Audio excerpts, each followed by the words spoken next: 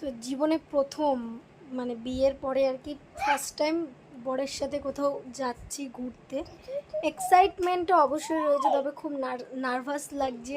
মানে যেহেতু আমি এখান থেকে একাই যাব, সব ব্যাগপত্র নিয়ে আমাকে সায়ন দিয়ে আসবে বলেছিলাম, আর ও আমাকে ট্রেনে তুলে দেবে, কারণ 3-4টে ব্যাগ নিয়ে তো আর একা একা যাওয়া সম্ভব না।